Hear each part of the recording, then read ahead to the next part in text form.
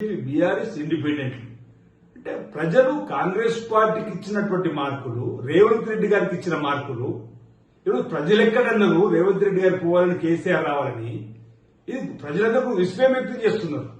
ఈరోజు ఏ ఎన్నికైనా చూడండి, కంటోన్మెంట్ లో 3rd ప్లేస్ బీఆర్ఎస్, జూబ్లీస్ ఎన్నికల్లో జబ్బర్ జరుగుతూ గెలుస్తామన్నటువంటి కానీ 24,000 కాంగ్రెస్ పార్టీ గెలిచింది. అంటే ప్రజలు ఇచ్చిన మార్కులు కాదా ఇవని అడుగుతున్నాం.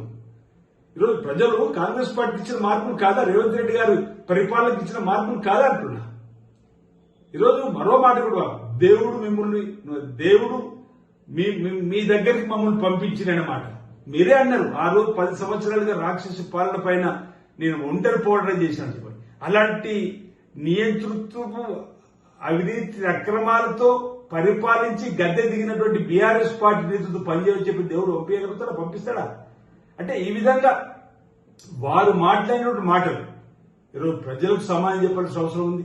ఓవైపు కల్వకుంట్ల కుటుంబంలో పుట్టి పెరిగిన సొంత బిడ్డనే ఈ రాష్ట్రంలో ఇక బీఆర్ఎస్ స్థానం లేదని చెప్పండి కవితనే మరో పార్టీ పెట్టేటువంటి క్రమంలో ఈరోజు కాంగ్రెస్ పార్టీని కానీ రేవంత్ రెడ్డి గారిని విమర్శించేటువంటి సందర్భంలో మేము తప్పుపడతా ఉన్నాం. ఈరోజు కేసీఆర్ రావాలని ఎక్కడ ప్రజలు కోరుకుంటారు, దాని నిదర్శనం ఈ ఎన్నికలు. ఈ ప్రభుత్వం వచ్చిన 27 మాసాల తర్వాత జరిగినటువంటి లోక్సభ ఎన్నికలు తీసుకున్నా, సర్పంచ్ ఎన్నికలు తీసుకున్నా, మున్సిపల్ ఎన్నికలు తీసుకున్నా, కంటోన్మెంట్ ఉప ఎన్నిక తీసుకున్నా, జూబ్లీస్ ఉప ఎన్నిక తీసుకున్నా, ఈరోజు చేతు గుర్తుపైన జరిగిన ఎన్నికల్లో కూడా అత్యధిక స్థానాలు ఈరోజు గెలిచిన సందర్భంలో ప్రజలందరూ కూడా ఆశీర్విస్తున్నారు.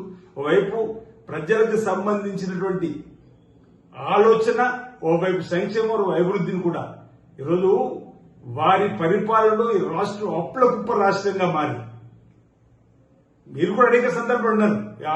ఆ బీఆర్ఎస్ ప్రభుత్వం ఈరోజు అవినీతి అక్రమాలతోని పరిపాలించిన వల్ల ఈరోజు 8 లక్షల కోట్ల అప్పులోకి వెళ్లి ఇబ్బందికరమైన పరిస్థితులు చెప్పి అయినా ఎన్ని చక్కటి సంక్షేమ కార్యక్రమం అమలు చేస్తూ ముందుకు పోతున్నాం. తప్పనిసరిగా ఇందిరమ్మ రాజ్యంలో కాంగ్రెస్ పార్టీ తిరిగి అధికారంలోకి వస్తుంది. గౌరవ ముఖ్యమంత్రి శ్రీ రేవంత్ రెడ్డి గారి ఆలోచన ప్రజల్లోకి వెళ్ళింది కాబట్టి ప్రజల ఆశీర్వాదం దొరుకుతుంది. ప్రజల ఆశీర్వాదంతో రాబోయే ఎన్నికల్లో మళ్లీ కాంగ్రెస్ పార్టీ తిరిగి అది కూడా రావడం ఖాయమన్నమాట సందర్భంగా తెలియజేస్తా ఉన్నాను.